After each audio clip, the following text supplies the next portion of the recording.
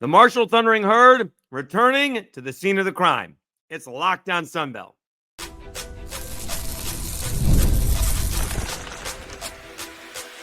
You are Locked On Sunbelt, your daily podcast on the Sunbelt Conference, part of the Locked On Podcast Network, your team every day. Welcome back to another edition of Locked On Sunbelt, your teams every day. I'm your host, Dave Schultz. This episode brought to you by Mazda. Like our players, we sweat every detail because when you make every move count, pulling off the unexpected is only the beginning. Stay tuned later for highlights in this week's Moving the Game Forward, Mazda. Move and be moved. Okay. We'll go over Southern Miss hosting Jack State coming up and a full Week 5 preview. But the defending-ish Sunbelt champion, Marshall Thundering Herd, returning to the scene of the crime, going back to take on the Louisiana Ragin Cajuns. Why we have this game and why we don't have Southern Miss Marshall, I do not know. Actually, I do know why. These things are planned way in advance, but life is about making the adjustments. They should have adjusted. Nonetheless, it is Marshall going back to Lafayette. Checking the lines, Cajuns were a 4.5-point spread favorite last time. This time, I don't get it. They're actually 1.5-point favorites. That doesn't make any sense to me at all. All right, let's set this up. All right, remember the Cajuns were 10-2, had this really dynamic rushing and passing attack. Marshall had to come from behind just to get into the game in the last game of the year.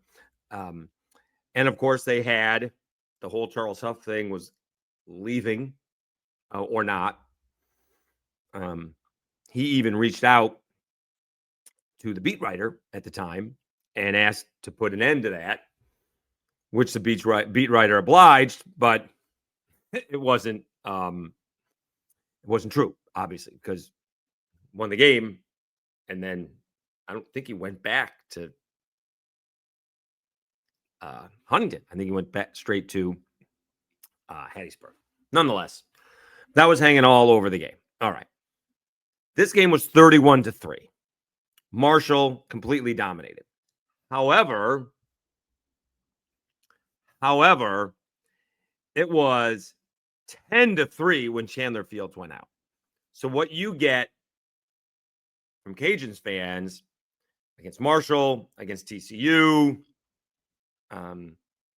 this year, they don't think that the team is prepared to play, all right? Because they lose to either bad teams or got blown out by a couple of really good teams, all right? Ben Wooldridge, it should be noted, did try to come back against TCU. They still got blown out because they were missing a bunch of people anyways. Nonetheless, that's the sentiment of Cajuns fans, all right? Because they always bring this game up when they say, well, they just look ill-prepared. They were on quarterback number 3. And I think number 4. Daniel Beal made his Cajuns debut, in this ball game. It was not pretty then. Some of it's not pretty now. It was only Daniel Beal, no Lunch Winfield. He went 9-24 for 95 yards and an interception. All right, before he left the game, Chandler Fields was 4 of 8 for 104 yards.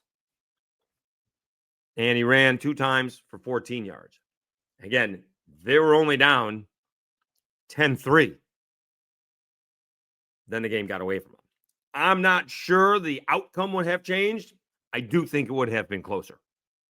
I think Marshall was playing better, healthier, seemed to have a good game plan to bottle up the running attack. And even Chandler was only 4 of 8 at the time. But I happen to believe that the Cajuns would have scored more than 3 points. And with the offense on the field a little bit more often, I'm not sure Marshall would have gotten to 31. I'm not saying that Marshall wouldn't have won the game. I'm just saying it would have been closer. Now, in this game, I think Marshall's going to win. Marshall's playing much better. They may have found their quarterback. That is Carlos Del Rio Wilson, former Cuse guy.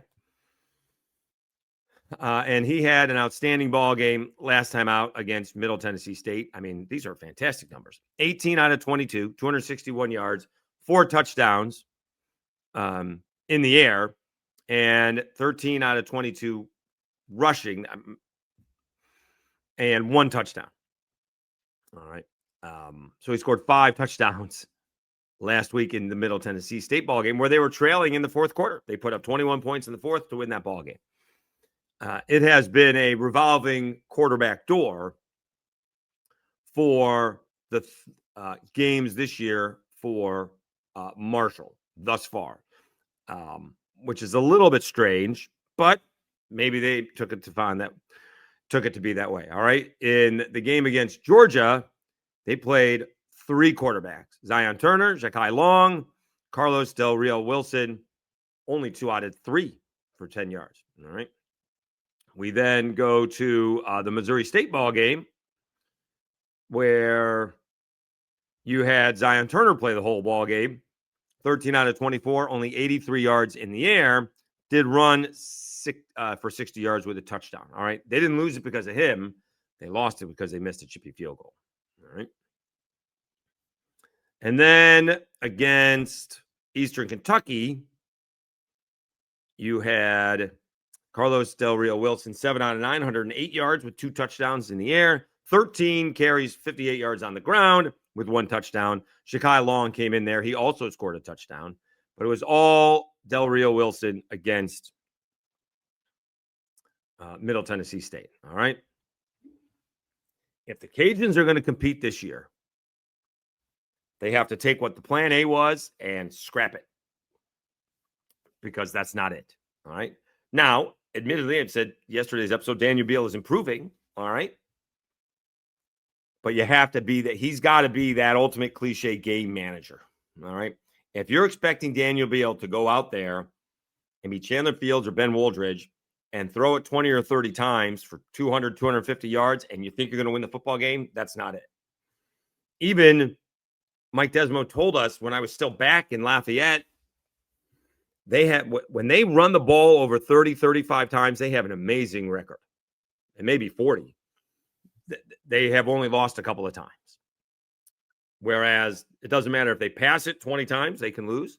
It doesn't matter if they pass it 40 times, they can lose, or they can win. But when they run it on a regular basis, they are tough to beat, as in most teams are. They need to play game manager. He needs to throw it 10 to 15 times, sprinkle it in. A swing pass or a screen pass would work every now and then. But you got to rely on the running attack. And again, they got like 13 guys that are not playing this week. And a lot of that is on the offensive line. And if you were going to play, if you got the whole backup line in there, I guess Jax Harrington is playing, but if you got the whole backup playing offensive line, you better not drop back and pass it very often. You got to get rid of it fast. And I don't think that's where Daniel Beal is right now. So I run the football. That would be the only chance I would give the Cajuns.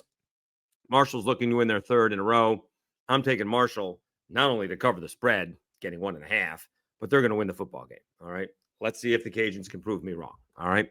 All right. Let's take a timeout. We'll come back. We'll continue to do more of the Sun Belt. Southern Miss is hosting Jack State. That is not the easiest of all ball games. So let's talk about that when we come back, right after I tell you about Mazda.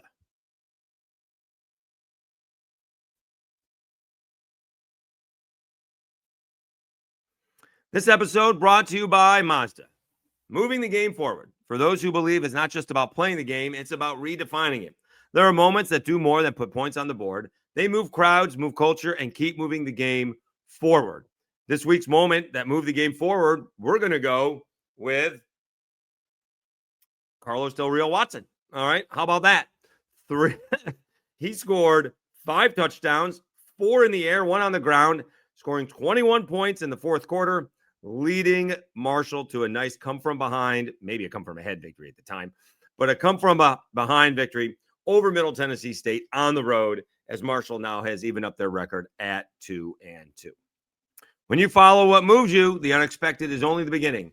And just like there's more to every highlight, there's more to a Mazda vehicle. Mazda, move and be moved.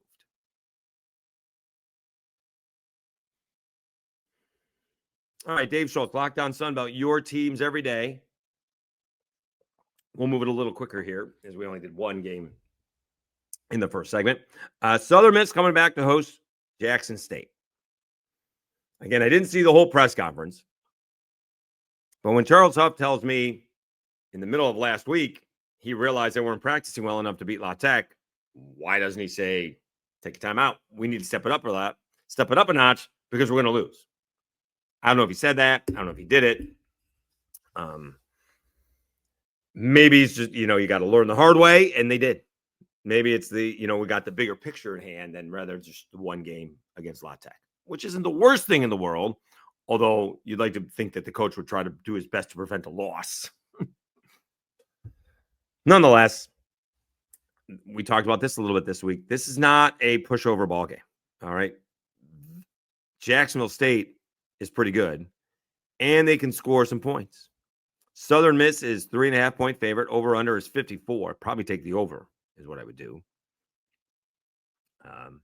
In fact, again, the ESPN matchup indicator has Jacksonville State 50.4%, USM 49.6%. Jacksonville State, again, gave UCF all they could handle, losing 17-10. Beat Liberty by 10, 34-24.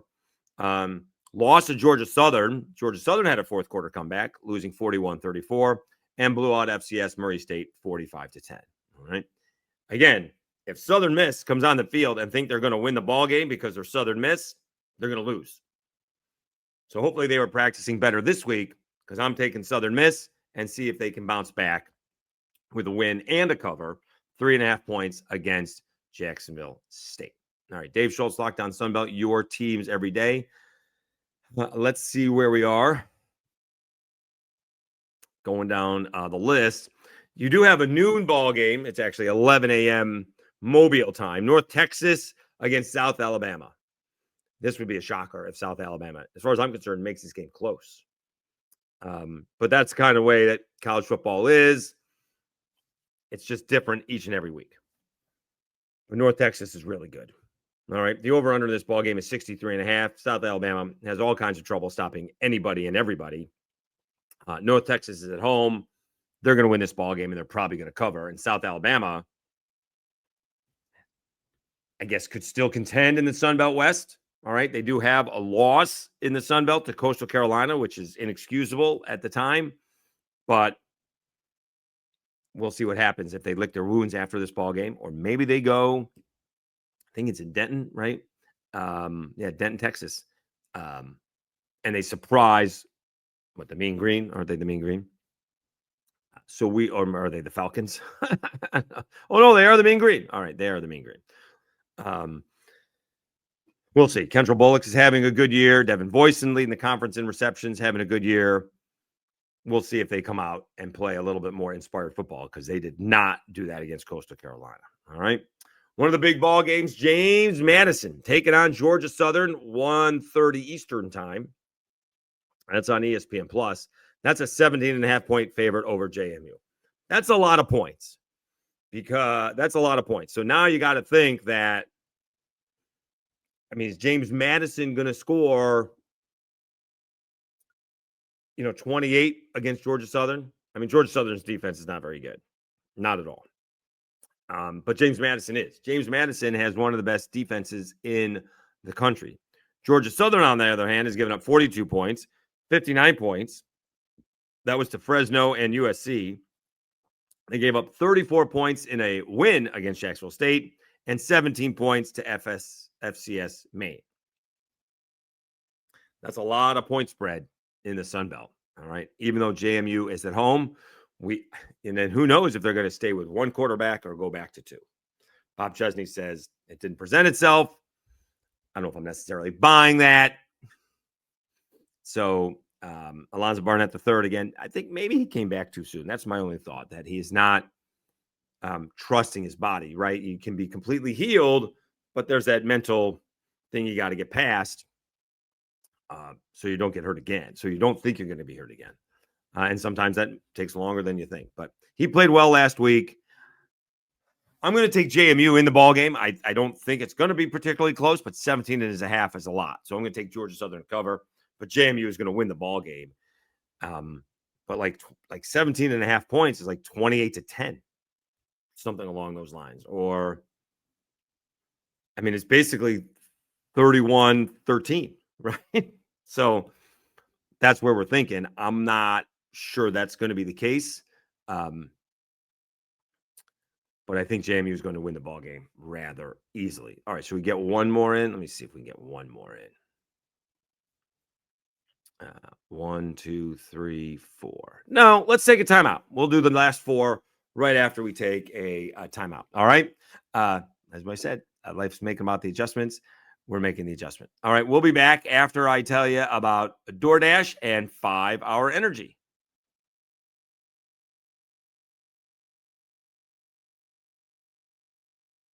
It's almost the weekend. Time to look back and crown this week's MVP. Who delivered? Powered by DoorDash. Just like you can win every Saturday with DoorDash streaks, saving more every time you order, these players delivered when it mattered most. Let's break it down. All right, having a chance to start for the first time on a regular basis in his career, you got ULM's Braylon McReynolds among the conference leaders in rushing, 36 carries, 244 yards, and a touchdown. He scored that touchdown last week in the win against UTEP. Also caught a couple of balls, one catch actually for 14 yards, but he rushed 18 times for 107 yards. He's having a very, very good season. Twice over 100 yards, bottled up a little bit by Alabama, but that may be expected. All right. So for ULM, we've got Braylon McReynolds delivered in a big way. When the pressure was on, he came through. No hesitation, no delay. And if you've been watching, you know his performance isn't a fluke. Braylon McReynolds is on a streak. And just like Braylon delivered for ULM, DoorDash delivers your Saturdays with DoorDash streaks. You save every Saturday you order. Stack it up all season, and you could save up to $250, including $100 in DoorDash credits.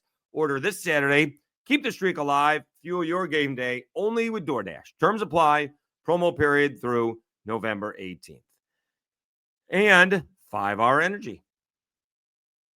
Caffeine just got a flavor upgrade. 5-Hour Energy shots deliver tasty caffeine in 17 bold flavors. Each 2-ounce shot packs the caffeine of a premium 12-ounce coffee cup, plus vitamin B's, nutrients, and zero sugar with zero crashes.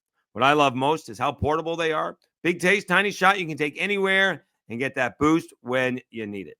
I always reach for my favorite flavor because it's refreshing and gives me that quick lift before a busy day.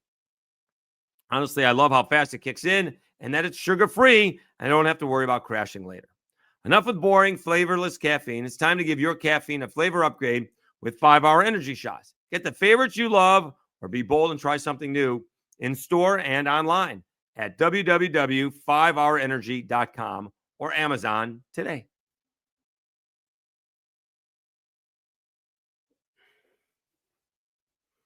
All right, Dave Schultz, Lockdown Sunbelt, your teams every day.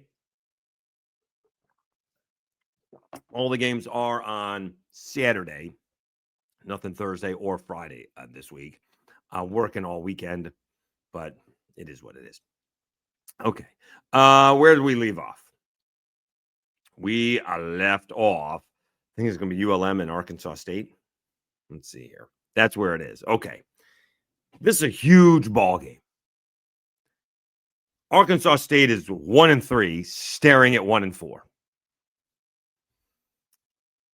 Monroe is 2-1 and has a real shot with a win this week to be 5-2 heading to Southern Miss. They play Coastal. They play Northwestern, Coastal, at Coastal, and home against Troy. Why can't you win all those ball games? I guess the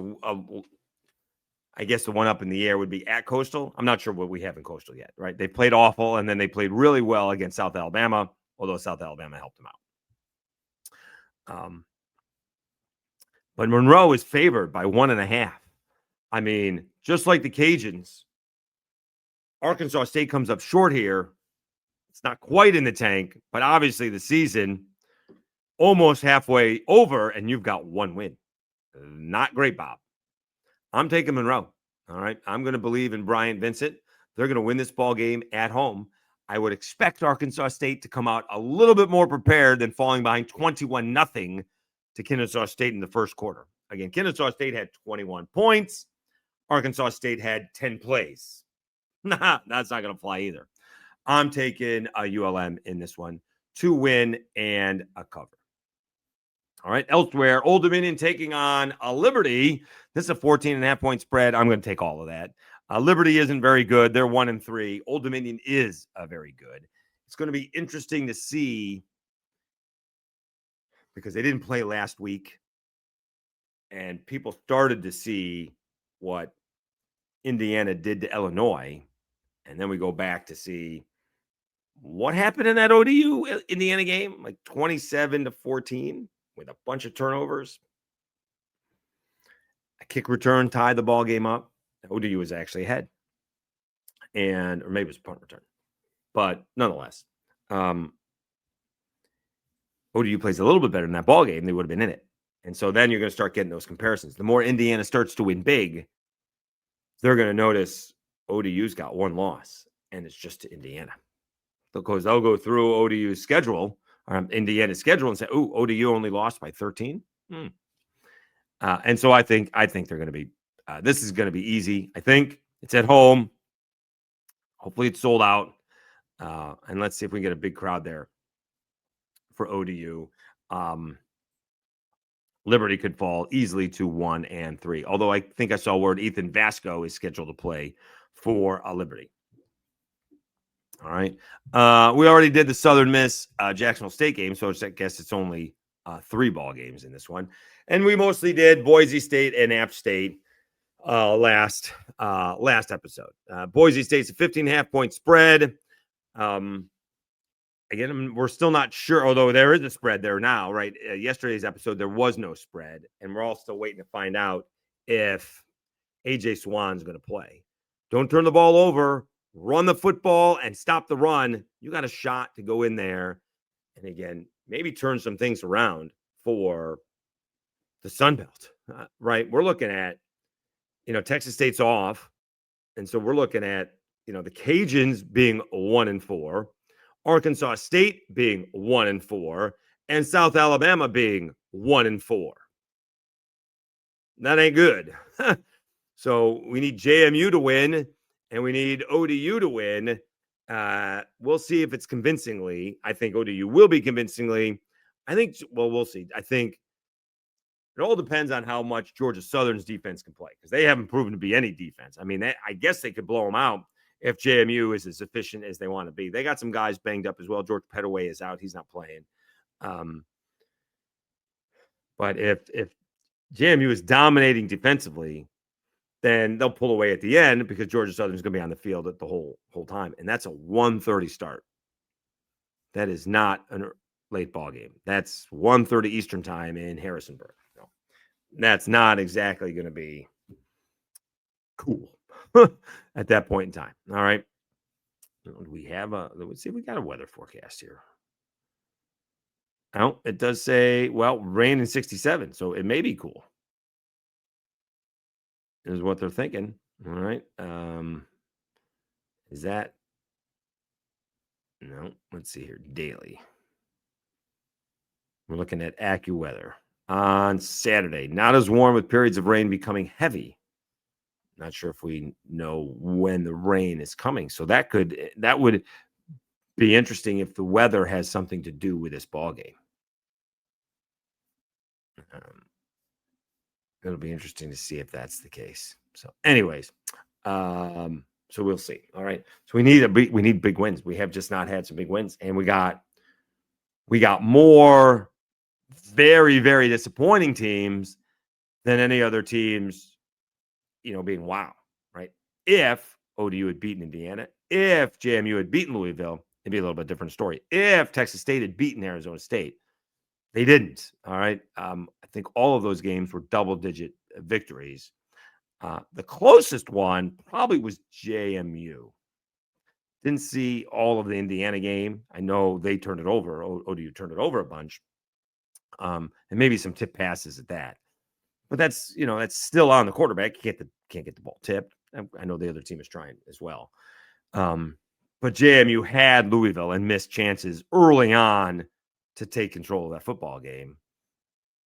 And so instead of, they went in halftime 7-6, it very easily could have been either 14 or 21. They could have had more points than that. All right. They did open up the half with the touchdown, was 14-6, but that was kind of all she wrote. That was all she wrote. So we'll see what happens. This one, it would be nice to get a win. It would be nice if South Alabama didn't get embarrassed on ESPNU either. All right. That would be nice. Maybe they bounce back. Again, they play on a roller coaster, so they play well, then they don't play well. See if it's their turn to play well, because they are double-digit underdogs, and it could get ugly. I think North Texas did a number on them last year.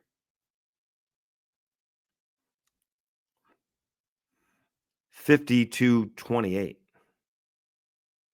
I mean, is that Chad Morris? Is that the coach's son? Chandler Morris. 32 of 41, 415 yards, 3 touchdowns. This game, first downs were close. Yardage was close. 582 from South Alabama, 550 from the Mean Green. No turnovers, 9 penalties for South Alabama, 6 for North Texas. Rushing was South Alabama had 150 yards. Mean Green had 104 yards. This game was pretty close. It got away from South Alabama. I think there was like a punting problem in this one. I don't know if we're going to be able to figure that one out, because they got 28 points in the third quarter, and I feel like there was a punting issue. Also, South Alabama took a 19-14 lead at half. 3 plays and out, touchdown. 3 plays and out, touchdown. Then they traded touchdowns. They did get within 10, but then they scored a touchdown, and they just couldn't stop them. The Mean Green had 1, 2, 3, 4, 5, 6 possessions. Scored on 5 of them, 4 with touchdowns. They didn't get 1 stop in the second half. So that's going to have to change if we're going to get that win. That's going to have to change. And then we'll see if the Cajuns step up. Again, they need to make it more simple. If you're going to tell me, well, they need to pass it to run the football, okay, I'm not sitting here telling you that Danny Beal is going to throw it 5 times, but let's keep it in that 5 to 15 or 10 to 15 range and see where we go from there, because he's not going to pass for 200 yards, and he's not going to do it at 50%. And, got to run the football. You got to figure out how to run the football. And that includes, end arounds and, getting the ball in the hands of the wide receivers. Okay. But it's been a tough start for the Sun Belt. Yeah, going back to yesterday's episode, we'll see if we get that a nice, solid ball game. We only have, is it just ULM and Arkansas State are the 2 teams, I think, that are in Sun Belt play this week? Oh, Marshall and the Cajuns, of course. So that's, we got Georgia Southern. And okay, so we got 1, 2, 3 teams playing each other. All right, 1, 2, 3 teams. Yep. Cajuns and Marshall, James Madison, Georgia Southern, ULM, and Arkansas State. All right, so that's those are 3 good ball games. Could be. You could get some blowouts. We'll see. All right. It'll be interesting. But we'll come back home and after Saturday put the games on. All right. Thanks again for tuning in. Appreciate all the support. Don't keep those comments coming. I will get to them. Got to keep the phone off during work. I do get spoken to when I'm on the phone at work. So if I don't get right to your comment right away, know that I will. All right. Thank you so much for all the support. Having another great month. Don't forget about those audio episodes, Apple Podcasts and Spotify. It is a big, big help. All right. Enjoy the football. We'll update you when I can on Saturday. And, of course, we'll have a full recap on Monday. All right. You've been watching and listening to Locked On Sunbelt, your teams every day. Have a great weekend, everybody. We'll talk to you again on Monday.